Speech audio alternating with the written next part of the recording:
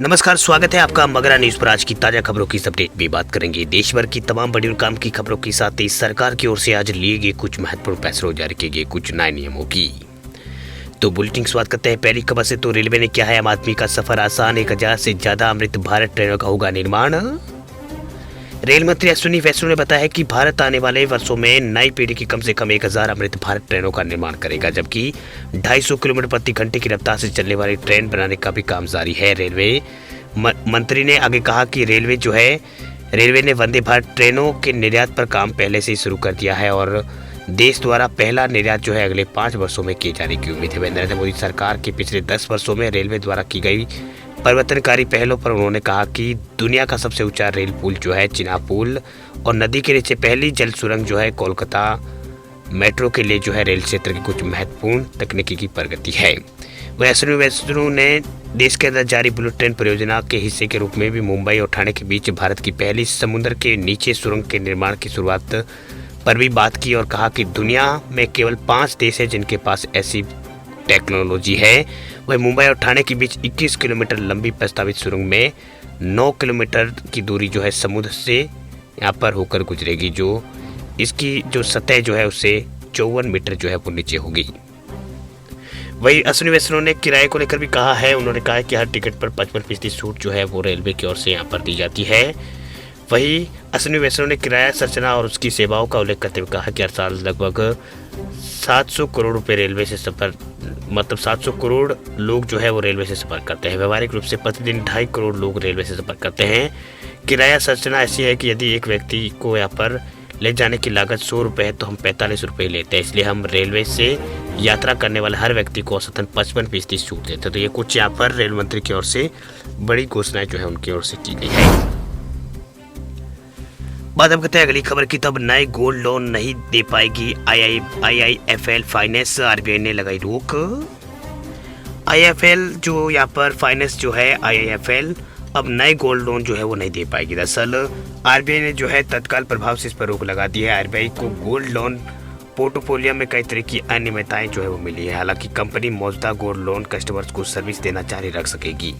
वही आरबीआई ने कहा है कि पिछले कुछ महीनों से सेंट्रल बैंक इन कमियों पर कंपनी के सीनियर मैनेजमेंट और ऑडिटर्स के साथ बातचीत वो कर रहा था, लेकिन अब तक कोई भी यहाँ पर सार्थक सुधारात्मक कार्रवाई सामने नहीं आई। ऐसे में ग्राहकों के समग्र हित में ये प्रतिबंध जरूरी था।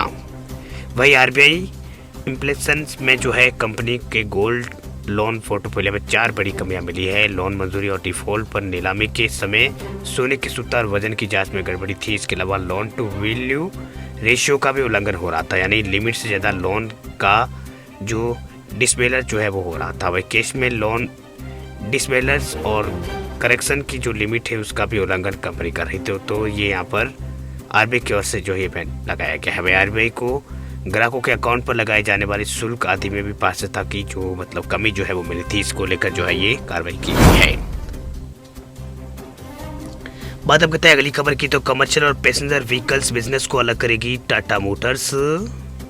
टाटा मोटर्स लिमिटेड उसके बोर्ड ने सोमवार को कंपनी के बिजनेस ऑपरेशन को 2 अलग अलग एंटिटीज में बांटना यानी डीमर्जर करने की बात यहाँ पर की है। दरअसल कंपनी अपने कमर्शियल व्हीकल्स और पैसेंजर व्हीकल्स बिजनेस को अलग अलग करना चाहती है। वह कंपनी ने स्टॉक एक्सचेंज इंटीमेशन में कहा कि डीमर्जर 2022 की शुरुआत में यहाँ पर किए गए पीवी और ईवी बिजनेस और सबडाइजेशन का एक लॉजिकल प्रोग्रेशन है। वही दोनों बिजनेस को मजबूत बनाने और हायर ग्रोथ हासिल करने के लिए डीमर्जर वो किया जा रहा है। डीमर्जर दोनों बिजनेस को अपनी स्ट्रेटजीज को आगे बढ़ाने के लिए सशक्त बनाएगा। वही डीमर्जर्स के लिए एनसीएलटी स्कीम को टाटा मोटर्स बोर्ड और शेयर होल्डर्स और क्रेडिटर्स और रेगुलेटर्स से मंजूरी की जरूरत होगी। सभी मंजूरी को पूरा होने में अभी 12 से 15 महीनों का समय वो लग सकता है। चलिए बात अब करते हैं अगली बड़ी खबर की। तो अब फ्लिपकार्ट से भी पैसे ट्रांसफर कर सकेंगे यूजर्स। कंपनी ने यूपीआई सर्विस की है शुरू।